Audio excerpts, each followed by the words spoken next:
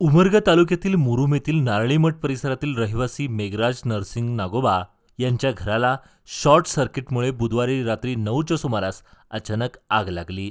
या आगीत घरातील सर्व साहित्य व कपडे जळून खाक झाले आहेत। सुदैवाने कोणतीही जीवितहानी झाली नाही। शहरवासियांनी शर्थीचे प्रयत्न केल्याने पुढील मोठा अनर्थ टळला। यावेळी मुरुम नगरपालिकेची अग्निशमक बंब मात्र उपलब्ध झाला नाही, त्यामुळे जवळपास 10 ते 15 लाख वित्तीय हानी झाली आहे। मॅगिन करून पत्रे काढून मारले का पाणी जळाले तर कशामुळे लागले जाळ? Short circuit.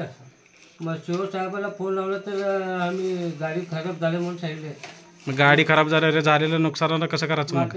ते शेतकरी आत्महत्या करून घ्यायचं तर दुसरं बिल नाही त्याला। एक तर शेतकरी संकटमध्ये आहे, आमचं नुकसान झालं तर मी कुणाला हात तोंड पसरव घरपट्टीत तर रोज इथं येऊन चेक करून त्याच्या बघा तर किती नुकसान झालं। लेकराचं दप्तर वही पुस्तक समजे कपडे समजा जळायचं तर उद्या 6 लेकरं लेकरं इथं मध्ये गॅस टाक्या होते का? हां, 2 टाके होते। ते टाके असल्यामुळे समजे लोक शेजारी पाहिजे समजे गरीब लोक मिळून मदत केली लोक आम्हाला। पाणी कसं मारलं मग? घागरीनं अजून नळाचं आपलं मोटर लावून लावलं। गल्लीतलं पूर्ण बाहेर लेडीज येऊन पाणी मारले आम्हाला लई सहकार्य केले। पूर्ण लोक समजा मदत केली मला। आणि ह्याच्यामध्ये सगळे पोते अजून हे समजा कपडे सगळे जळालेत की? जेवणात पूर्ण समजत मोकळं झालं। जेवारी काय भाऊ शाळेचं बुक लेकरांचे कपडे लटे समजा ह्याच्याच आहे की समोर लोक येतं काय बघा तुम्हीच बघा सगळं जळालेच की। एक तर संसार गरीब आहे, का करू आता बघा तुम्ही सांगा आम्हाला काय तर बघा तुम्ही। मग शिवसाहेब इथलं कोणाचा नंबर दिले नाहीत का?